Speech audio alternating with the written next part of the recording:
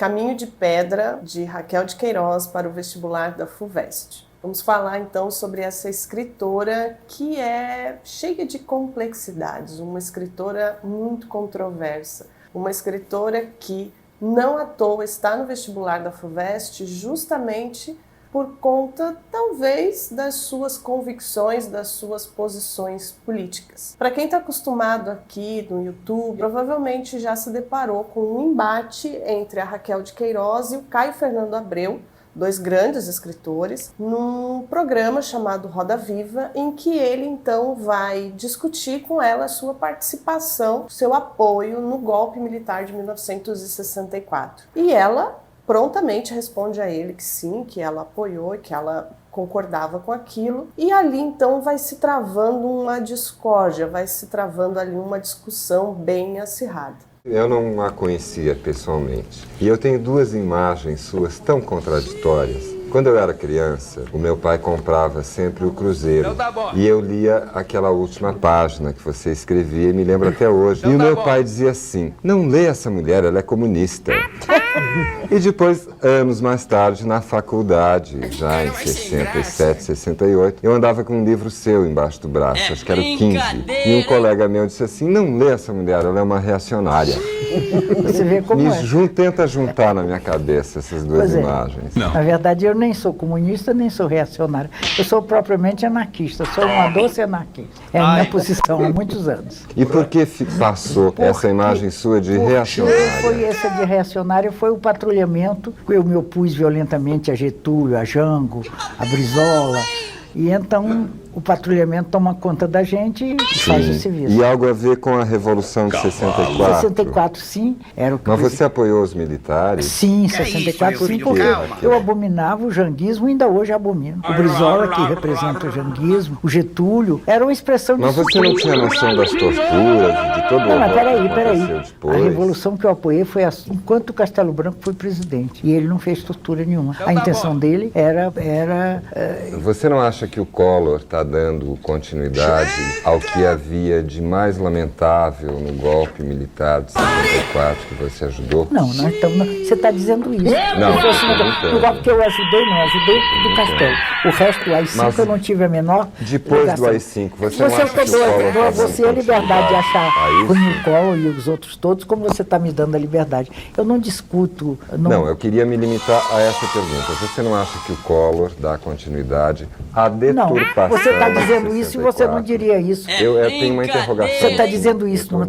televisão oficial, quer dizer que há um grau de liberdade muito maior que nós devemos, desde o saber que nós temos essa liberdade. É o mínimo. Não é o mínimo, não. Você não acho que é o mínimo. Porque você é muito jovem e não passou os tempos piores. Eu tenho 42 anos e estive então preso não aprendeu com o tempo. Não aprendeu com o tempo, porque passamos tempos muito piores. Eu acho que eu estou aprendendo coisas. Por favor. Bom. Raquel, do que você se arrepende hoje aos 80 anos? De ter nascido, de ter vivido, de ter feito tanta bobagem.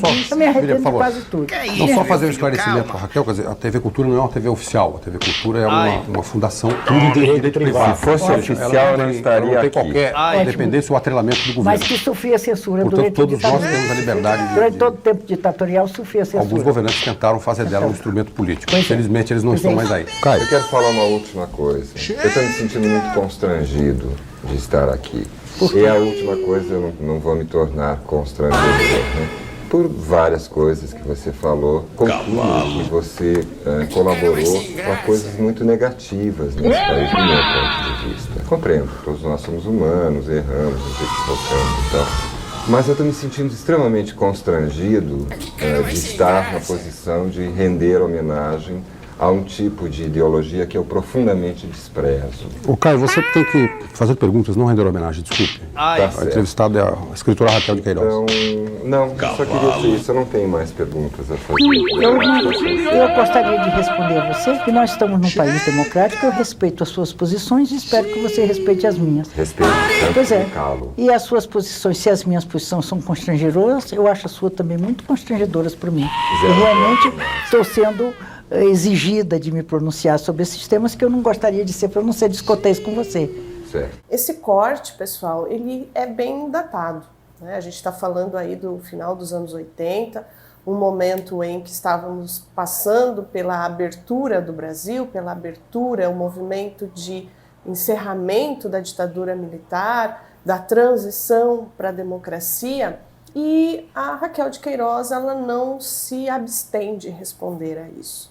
Levando em consideração esse contexto, é preciso que a gente observe as complexidades dessa autora, de onde ela saiu, quais foram as suas vivências, o que ela experimentou na vida, e aí com certeza, reconhecendo um pouco da sua biografia, conhecendo um pouco de quem foi Raquel de Queiroz, essa imagem da mulher branca, que faz parte da Academia Brasileira de Letras, foi a primeira mulher a fazer parte da Academia Brasileira de Letras, que se confronta com alguém que diz, ele aponta o dedo dizendo, você colaborou com a ditadura militar, por que essa mulher hoje está sendo lida? Vamos voltar no tempo, vamos voltar ao início da sua carreira e você vai reconhecer, você vai perceber a importância dos escritos de Raquel de Queiroz. E aí eu convido você a matar o autor, a você se desvincular desse autor que talvez possa ser um pouco problemática, as suas falas de final de vida, mas que a sua obra, especialmente a primeira parte da sua obra, não pode ser renegada, não pode ser descartada. Tudo isso para a gente entrar então em Caminhos de Pedras. Mas antes, não se esqueça de deixar um like. Se você ainda não é inscrito, se inscreva no canal, acione o sininho para receber sempre as notificações e, claro, converse com a gente aqui nos comentários, comente como você sentiu essa leitura, se você já leu outros livros de Raquel de Queiroz e se você está com alguma dificuldade para entender algum dos livros que está aí na lista da FUVEST, entre em contato comigo que a gente pode marcar uma aula e conversar um pouco mais próximo sobre cada uma dessas leituras. A Raquel de Queiroz é uma autora que faz parte do que nós conhecemos como geração de 30. Essa geração modernista de 1930, ela está marcada pelo regionalismo. No entanto, a gente não vai considerar aqui a Raquel de Queiroz uma autora regionalista no sentido rural. Quando se usa esse termo, que inclusive até é um pouco pejorativo, o ideal aqui é a gente levar em consideração que nós tínhamos uma escrita muito marcada no eixo Rio-São Paulo, Minas Gerais, e a partir daquele momento, autores de fora desse eixo começam a escrever suas obras. Claro, vão colocar questões aqui rurais, como é o caso do seu primeiro romance, o 15, ou o Érico Veríssimo com o seu O Tempo e o Vento, mas eles também vão escrever sobre o meio urbano. No caso de Caminho de Pedras, a gente vai ter um romance regional, porque ele se passa no Ceará, ele se passa na cidade de Fortaleza, mas é um romance urbano.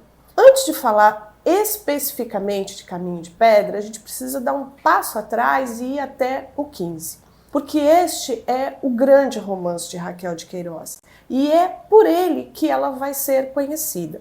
Antônio Cândido, um grande, provavelmente o mais importante crítico literário que nós já tivemos, duvidava que o romance tivesse sido escrito por ela.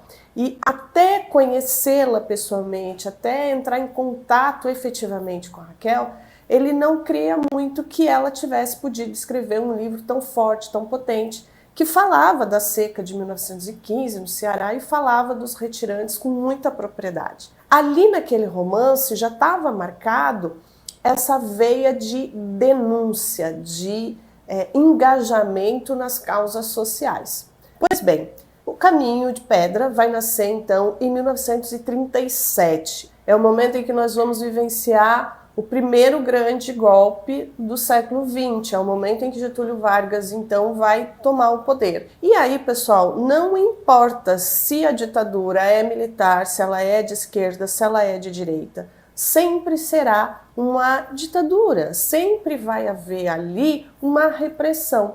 E o que nós vamos encontrar então no texto da Raquel de Queiroz, em Caminho de Pedras, é um emular da sua biografia. Ela vai conseguir se colocar nesse texto, ela vai conseguir se mostrar nesse texto exatamente como ela era.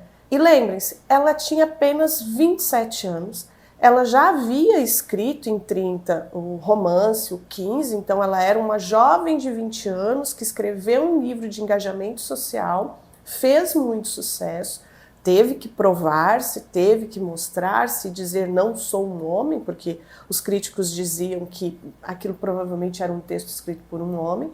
E ela então, 7 anos depois de algumas vivências, ela vai tentar emular a sua biografia neste pequeno romance. É um romance curto, é um romance inclusive muito fácil de ser lido pela sua dinâmica. Quando eu falo que ela emula a sua biografia, a gente precisa levar em consideração alguns elementos. Por exemplo, ela foi presa, ela ficou quase 3 meses presa. Os personagens aqui no romance vão passar por isso. A personagem central do nosso romance, ela tem uma perda muito significativa, ela perde um filho muito jovem, a criança tinha por volta de 5 anos. A Raquel de Queiroz também perdeu uma filha, em 1935, vítima de meningite. A gente vai ter esse movimento de ser uma personagem que se aproxima dos livros, que quer estar no meio dos livros, que deseja ser uma intelectual. Raquel de Queiroz é uma intelectual, ela é uma jornalista que se coloca na luta social, que se coloca no Partido Comunista, inclusive ela foi filiada ao Partido Comunista. Então, esse primeiro momento da vida da Raquel de Queiroz está muito presente na construção da personagem central do livro Caminho de Pedra. Esse título também é uma metáfora. A gente pode dizer tranquilamente que Caminho de Pedra é uma metáfora para os caminhos que essa personagem precisa trilhar, sejam eles para a liberdade política, para a liberdade social e inclusive para a sua liberdade sexual. Lembrem-se, nós estamos em 1937. Então, há uma sociedade muito preconceituosa e nós vamos ter os elementos que compõem a complexidade dessa personagem sendo julgados o livro todo. Toda a narrativa, essa personagem ela vai ser julgada, ela vai ser inquirida pelas suas escolhas. Vamos então ao resumo do texto. O que a gente vai ter aqui é o encontro da personagem Noêmia com Roberto. Noêmia trabalha em uma loja de fotografia, o nome é fotografia, está descrito no livro com F maiúsculo, e ela deseja, junto ali com as pessoas que estão ali no seu convívio, desejam participar de uma organização social. Não fica muito claro se essa organização social é um partido, se é o Partido Comunista, se não é, mas é uma organização social que vai, além de promover uma educação para aqueles que desejam, enfim, se colocarem aí na revolução, entender os preceitos da revolução, do que poderia vir a ser o comunismo, mas ela também é alguém de luta, ela é alguém que quer ir para o embate, que deseja sair desse espaço só da intelectualidade e fazer parte das ações práticas. Ela é casada com um homem chamado João Jacques, que em princípio é um homem que gosta dela, eles têm um filho, que é o guri, eles vivem com um certo conforto, mesmo trabalhando muito e sendo pessoas com baixo poder aquisitivo e com baixa escolaridade, eles, em tese, eles vivem relativamente com uma certa tranquilidade. A comadre, que é uma figura que fica ali sempre por perto para ajudar na criação do guri, enquanto os dois trabalham, mas a responsabilidade da casa, a responsabilidade da família, cai sobre Noemi. A Noemi, ela, por ter esse trabalho, por ter essa função, ela acaba passando o dia inteiro na rua. E aí, por conta disso, no momento em que ela deveria voltar para casa para estar com a família, para estar com o filho, ela acaba se envolvendo ali com a organização social que busca uma melhora, que busca espalhar esse ideário para todos os trabalhadores. Nesse espaço é que ela vai conhecer, então, o Roberto. O Roberto é um homem que já esteve por ali, já viveu ali, foi para o Rio de Janeiro e agora, então, ele estava incumbido de organizar aquele grupo para que então aquele grupo pudesse se colocar no mundo aí e desenvolver as suas atividades. No entanto, o que a gente vai ter aqui muito forte é uma divisão, um conflito já dentro dessa organização. Então, em muitos momentos você vai ler os de gravata, que são os intelectuais, ou então os de tamanco, que são os operários. Então, em alguns momentos nós vamos ler, por exemplo, trecho logo nos primeiros capítulos, em que um dos personagens diz o seguinte: e a luta pelas posições dentro da organização armou-se aberta. Declaravam os operários que os intelectuais eram incapazes de exercer um cargo de confiança, porque lhes faltava consciência proletária. Ou então, em uma das reuniões, se diz o seguinte: revolucionário de verdade não tem vida particular. Esse negócio de ser duas pessoas ao mesmo tempo não dá certo, camarada. Ou seja, aquele que está ali na luta deve então manter-se na luta. Não poderia, em hipótese alguma, se colocar talvez um problema familiar em primeiro lugar, né? Uma questão de um filho, por exemplo, não poderia estar em primeiro lugar.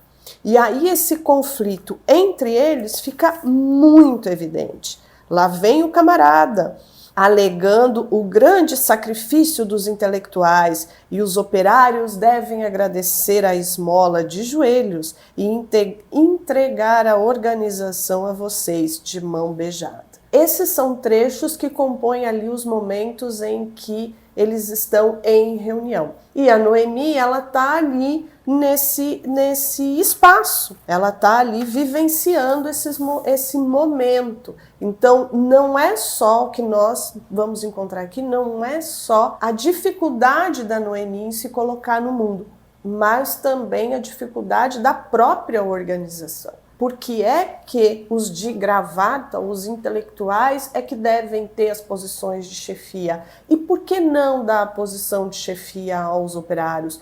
Por que os operários devem agradecer dessa forma tão imaculada a presença dos intelectuais ali? Então esse conflito está ali presente e ela está percebendo esse conflito. O que acontece então? Ela acaba se apaixonando pelo de gravata, pelo Roberto, enquanto seu marido é um de tamanco. O marido dela, o João Jacques, ele já não quer mais fazer parte dessa luta. Ele já havia sido preso uma vez e ele não quer mais saber desse tipo de envolvimento. Então, em muitos momentos, ele vai dizer a ela o seguinte: eu não sei por que você está fazendo isso, você tem coisa muito mais importante para fazer em casa. Nosso filho é muito mais importante, você está deixando o nosso filho em segundo plano, você está me deixando em segundo plano por conta da luta. E eles vão ter esse embate. A discussão entre os dois, ela nunca evolui muito. Há muitos silêncios nessa discussão. Mas como nós temos um narrador em terceira pessoa, um narrador onisciente, que consegue nos apresentar aqui, inclusive, todos os sentimentos das personagens, fica claro pra gente o desconforto dela com João Jacques. É nítido que aquele amor que ela tinha por ele já não existe mais, a paixão já não existe mais, e inclusive até a admiração, porque ela insiste com ele: mas por que você não vem? E ele diz: eu cansei disso, eu desisti disso. Em contrapartida, o Roberto vem justamente com esse frescor, com esse desejo de fazer a revolução e de mostrar a todos aqueles que estão ali o quanto é possível, né, se modificar o estado de coisas em que se vive. Pois bem, o triângulo amoroso se estabelece, algumas pessoas até começam ali a perceber esse movimento entre os dois, e de fato é o que vai acontecer. Ela vai em algum momento dizer ao Roberto que é um problema dela, que ela que vai ter que resolver. Ela não consegue muito bem chegar até João Jacques e dizer a ele que ela deseja, né, separar-se. E quando isso acontece, ele vai de fato usar a única arma que ele tem naquele momento, que é ameaçá-la de tirar o guri. Afinal de contas, ele e o guri se dão muito bem, ele gosta muito do garoto, o garoto gosta muito dele, então há esse quase que uma chantagem que ele vai fazer com ela. Ela de pronto recua, reclama inclusive, né, que não seria esse o melhor caminho, por que ela teria que estar com ele só por conta da criança. E um belo dia, então, ela sai para trabalhar e quando ela retorna, o João Jacques já não está mais ali, ele vai embora e a criança fica. Dali para frente, pessoal, o que vai acontecer é melancolia até o fim do livro. Até o último instante, são instantes de muita dor, de muita tristeza, a gente não vai conseguir enxergar aqui, ela não vai ter felicidade, nós não conseguimos perceber felicidade nessa escolha que ela acabou fazendo. O pai do guri vai embora, o João Jacques vai embora, não dá notícia de para onde ele está indo, ele vai provavelmente para o Rio de Janeiro, a gente vai saber depois, mais tarde, por uma carta que ele envia ao filho, e ela começa a ser repelida por aqueles que estão ali com ela, pelos vizinhos, pela comadre que cuidava do guri, inclusive pelo senhor Benevides, que é o proprietário da loja de fotografia na qual ela trabalha. A colega de trabalho também olha para ela assim, mas você largou seu marido, olha só que coisa feia. O senhor Benevides diz a ela que ele vai ser obrigado a demiti-la porque aquilo é um comércio e as noivas vêm aqui para procurar os meus serviços, as famílias vêm aqui para procurar o serviço, e ela é uma mulher que acabou de se separar do marido para ficar com seu amante. Então não é um exemplo de mulher. Então ela aceita, ela não vai, em nenhum momento ela não vai discutir com ele.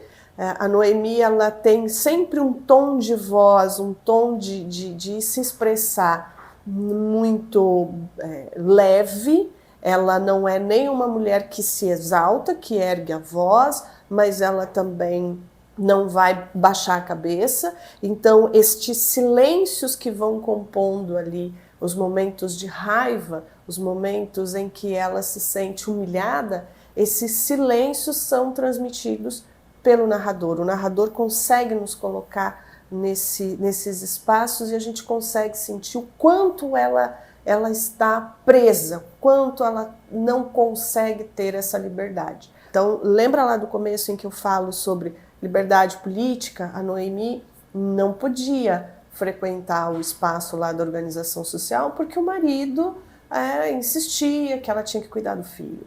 A liberdade social, então, por que ela não pode ser uma mulher que se separa do marido? A liberdade sexual, por que ela não poderia escolher o seu parceiro? Há outras personagens mulheres aqui que vão ser retratadas e que apenas se submetem aos seus companheiros. Em alguns momentos, inclusive, a gente vai ter a descrição do amor, né? O que é o amor? Né? E ela diz o seguinte: esquisito o amor, parece uma luta. A gente parece inimigos, vontade de possuir, de mandar, de dominar, desconfiança, fiscalizando, esmiuçando nuances da voz, entonações, olhares. Tudo fica intoxicado, tudo fica doentio. Então, o amor para ela também é algo que não é muito palpável ou não é algo bom.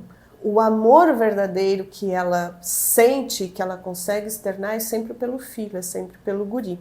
E aí, então, ela e Roberto vão morar em uma pensão, ela está demitida, e aqui a gente tem um momento em que ela também se questiona, porque afinal de contas ela nunca ficou dependente de João Jacques, ela nunca foi dependente do marido.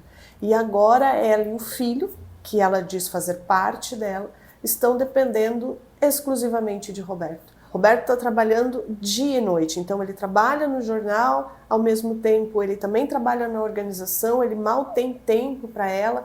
Aquilo que era para ser uma história de amor acaba sendo uma história de tristeza, de desencontro, de sofrimento. Não há ali um espaço e um momento para que os dois possam ficar juntos. E nesse instante, então, da narrativa, a gente começa a ver aqui a biografia da Raquel de Queiroz fazer mais uma intromissão. O menino, o guri, ele vai ter uma febre muito forte, muito violenta, e ele acaba falecendo. A Noemi não sabe se ela deve ou não mandar uma carta pro João para contar o que aconteceu. Ela não sabe se ela deve voltar a morar com a mãe mora no Acre, né? Ela veio fugida quase que lá da miséria que ela passou no Acre, que ela passava no Acre. E nesse imbróglio do menino ter falecido, ela vai passar por algumas situações em que ela não vai chorar, nós não vamos vê-la sofrendo por essa criança, não há uma expressão de sofrimento. E isso é angustiante para nós leitores, afinal de contas ela perdeu aquele que era o amor verdadeiro, aquele que era o amor incondicional, para quem ela estava na luta social. Quando ela ia para a organização, quando ela ia participar dos trabalhos na organização, ela falava sobre isso, sobre como é possível mudar a nossa vida para que o nosso filho, para que essas crianças possam ter mais oportunidades e não sejam como nós ignorantes. Pois bem, depois de alguns dias em que ela não demonstra nenhuma reação, ela vai visitar uma costureira para a qual ela trabalha, porque aí ela conseguiu ali uma atividade de costura, ela não tem dinheiro para comprar a máquina de costura, então ela faz o que dá para fazer na linha e agulha, e lá então ela vê as crianças brincando. Por que essas crianças estão vivas? Por que aquelas crianças estão vivas e eu não tive o direito de ter o meu filho vivo? E é nesse instante, então, que ela vai ter a cena mais violenta de emoção. É ali, então, que ela vai ter esse choque de realidade e ela vai, então, chorar. Vai ser uma cena muito forte. No momento em que você estiver lendo esse texto, atente para esse instante, que é uma cena muito viva, muito bem graficamente descrita. A Raquel de Queiroz, que é primorosa na escrita dessa cena. Se você não passar mal, porque você tem uma pedra aí no seu coração, porque é uma cena muito violenta. Claro que a gente está numa construção de personagem. Lembra que eu falei que essa personagem ela tem quase que um tom só de voz. Ela não se exalta, são raros os momentos em que ela se exalta. E aí toda essa amargura, toda essa tristeza que está guardada vai aparecer nessa cena. Aqui há um corte, a gente vai saber por conta do narrador, depois o narrador vai nos explicar isso, mas há um corte de aproximadamente 1 ano, ela está subindo um caminho de pedra, uma rua, então essa imagem ela é bem importante aqui para análise, afinal de contas é uma subida, é uma ladeira, e ela está subindo, e ela vê uma frase que está pichada, que está ali rabiscada no muro, liberdade para... E a frase está quase que meio que apagada, ela não consegue ver essa liberdade para quem, né? Quem que seria essa liberdade? E aí ela vai lembrar do Roberto. Se você não tivesse vindo comigo, Roberto, nada disso teria acontecido. Quem escreveu aquela frase no muro foi o Roberto, e o Roberto já não está mais com ela. E assim como qualquer ditadura, como qualquer governo ditatorial, o que acontece aqui é que ela tem uma ação para desenvolver, ela finalmente recebe uma ação de luta, ela tem que distribuir ali os panfletos, ela está com alguns pacotes e ela precisa fazer a entrega disso, e ela ganhou então essa missão, ela está muito orgulhosa dessa missão. Mas o Roberto insiste que vai acompanhá-la, porque ele sabe que é perigoso, e ela diz, não, eu vou sozinha. Então ela tem um pouco dessa culpa, entre muitas aspas, porque a missão era dela e o Roberto acabou indo junto com ela para tentar protegê-la. Mas o que acontece é que eles são denunciados e os dois são presos. Mas uma mulher grávida, presa, não fica muito tempo. E ela então logo vai ser libertada e o Roberto vai desaparecer.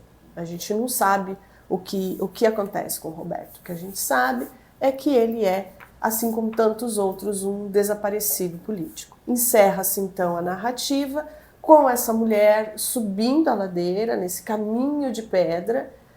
Ela vai tropeçar numa dessas pedras e ela vai colocar então a mão no ventre, porque o bebê então começa a mexer, e ela diz, calma companheiro, calma, não tão depressa. É como se ela estivesse dizendo, né, para esse filho que vem nascendo que ele ficasse ali por mais algum tempo, que ele não precisaria se apressar.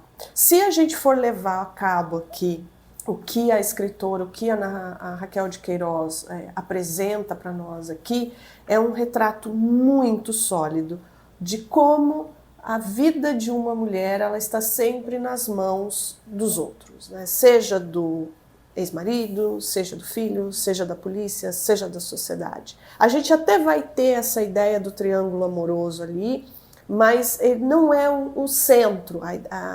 O principal desse triângulo amoroso é o desejo de escolha dessa mulher, que foi respeitado, ela conseguiu ser respeitada.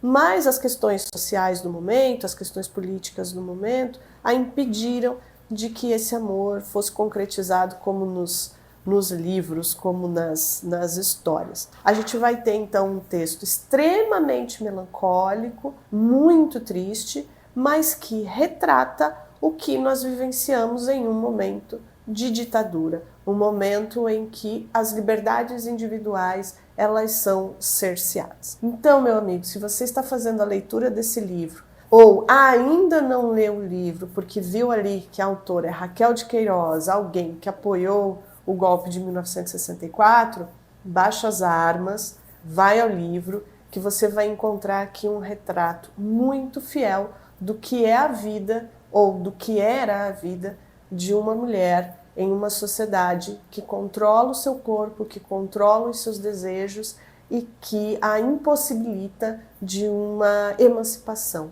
de uma mobilidade, de ser um ser autônomo, dono das suas próprias ações. Se você já leu, comenta aqui comigo, diz aí o que você achou do livro, se ficou algum item aí sem entendimento. Vamos continuar conversando aqui nos comentários. E não se esqueça, se você estiver precisando de ajuda com este ou com qualquer outro livro das leituras obrigatórias, entre em contato aqui no nosso link, que a gente pode fazer uma aula e conversar um pouquinho mais sobre ele. Até o próximo vídeo. Tchau!